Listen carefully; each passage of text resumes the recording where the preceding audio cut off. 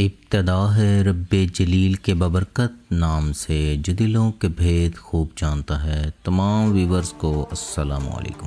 آج ہم آپ کو ناروے کی سیر کروانے والے ہیں اور آپ کو اس کے ایسے حقائق بتائیں گے جو شاید ہی کسی دوسرے ملک میں ممکن ہو۔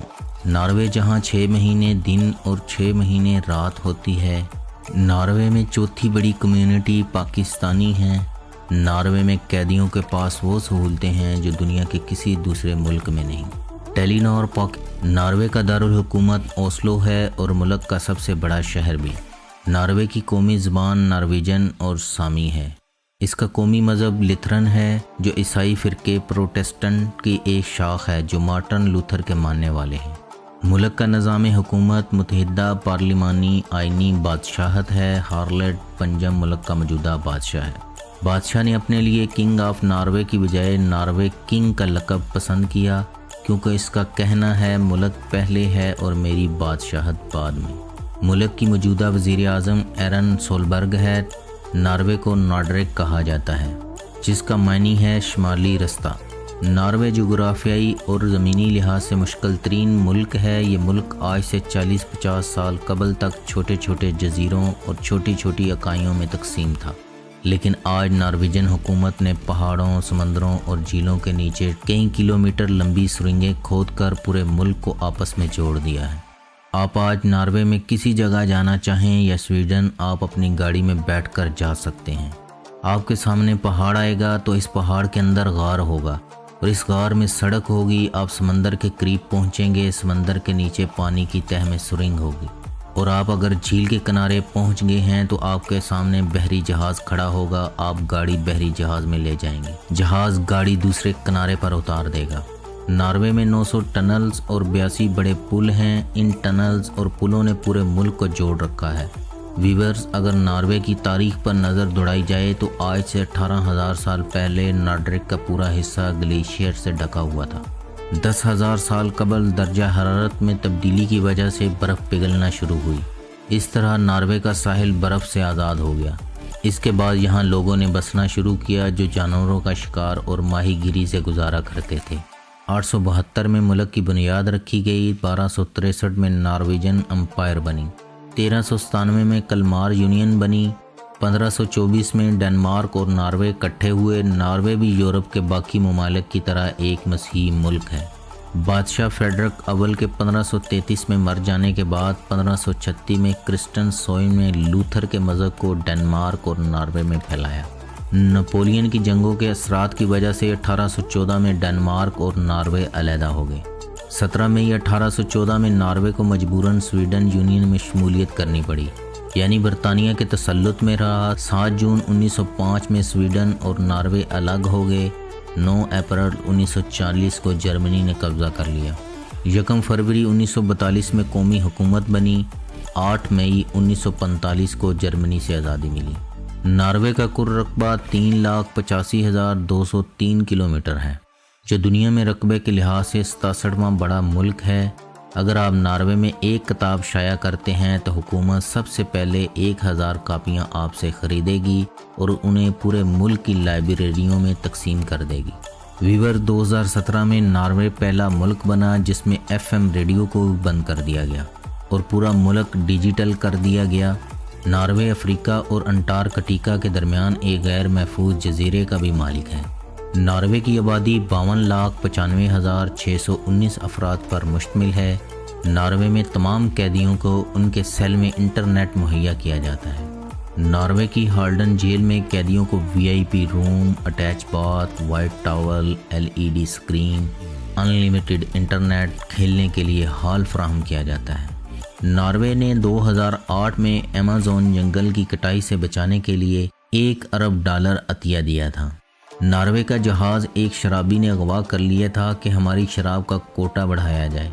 2011 میں ناروے میں مکھن کا بحران آیا تھا جس کی وجہ سے 1 پاؤ مکھن $50 کا ملتا تھا۔ شمالی ناروے میں سبزہ اور ایلک یعنی 12 سینگوں کی ڈاریں نظر آتی ہیں۔ شمالی ناروے کے 12 سینگے 50 سے 100 کی تعداد میں سفر کرتے ہیں۔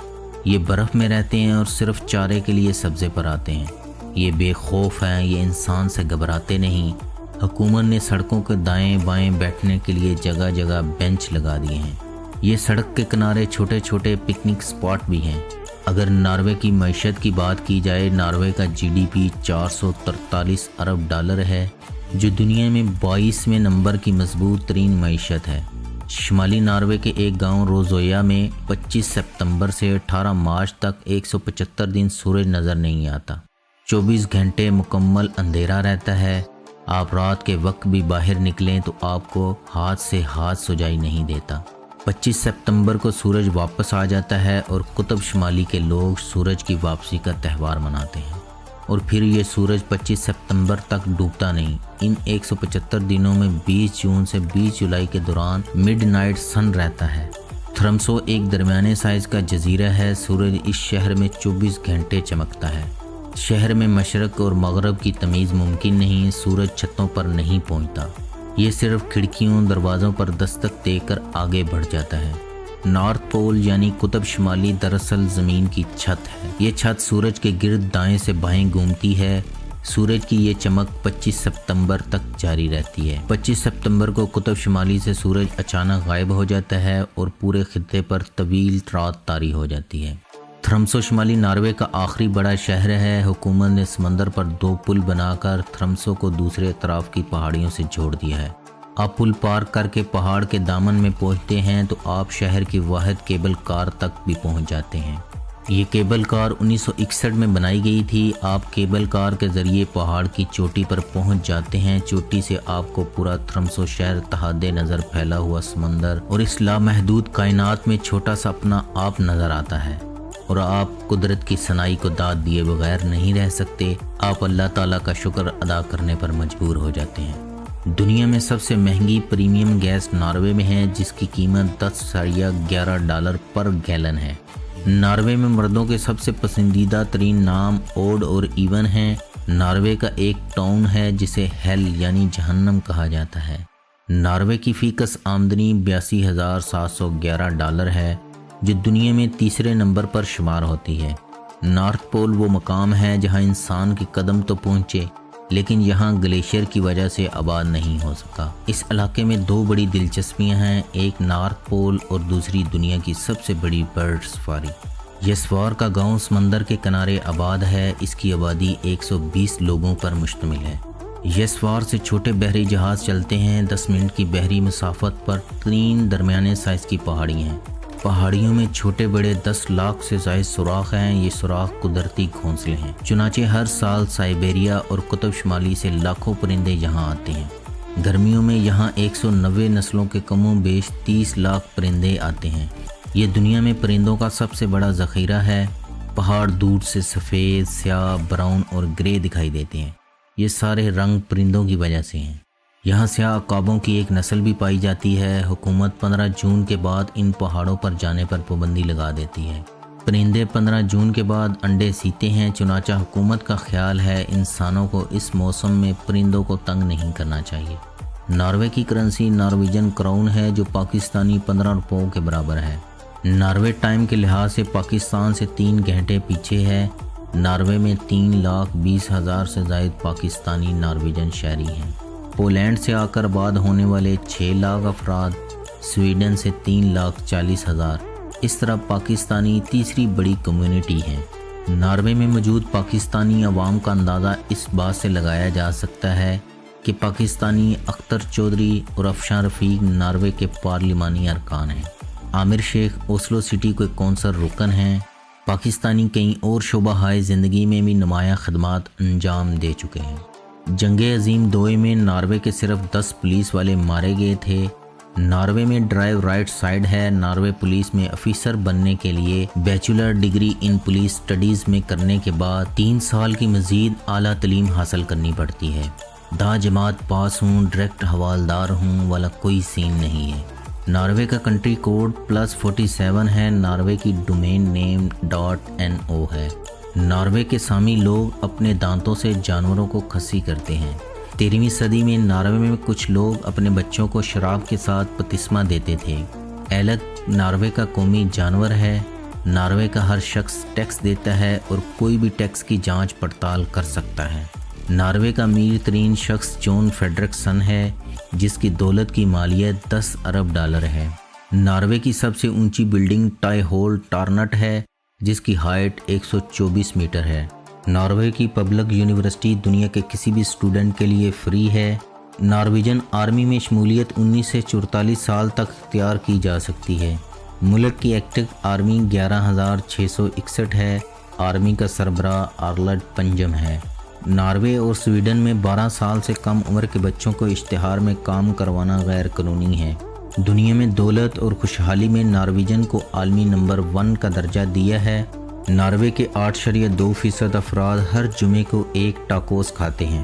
ناروے کا مرحوم کنگ اولاو پنجم پبلک ٹرانسپورٹ استعمال کرتا تھا اور اس کا ٹکٹ بھی ادا کرتا تھا۔